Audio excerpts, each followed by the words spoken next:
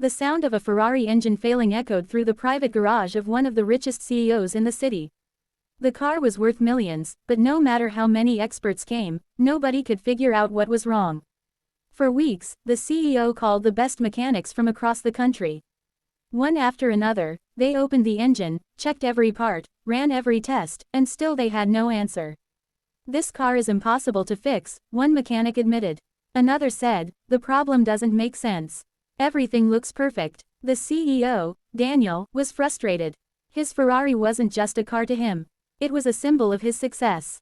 He had spent years building his empire, and now he couldn't understand how something as simple as an engine problem could defeat so many experts. One afternoon, while the mechanics were still struggling, a single father named Ryan arrived at the garage. He wasn't wearing an expensive uniform. He didn't come with a team.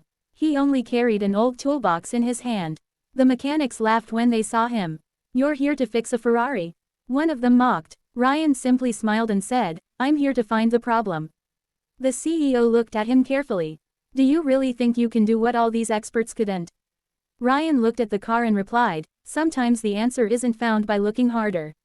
Sometimes you have to listen." He opened the hood and stood silently for a moment. Everyone expected him to start removing parts, but he didn't. He started the engine. The Ferrari made the same strange noise everyone had heard before. Ryan closed his eyes and listened carefully. Then he walked to one small part near the engine, touched it, and smiled.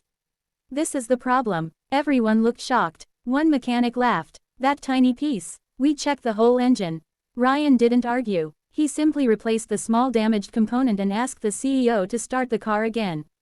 The moment the engine turned on, the garage went silent. The Ferrari roared perfectly. Everyone stared in disbelief. The CEO walked closer. "How did you do that in just 3 minutes?"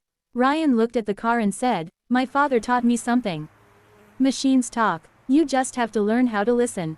The CEO was amazed. He later discovered that Ryan wasn't just a mechanic.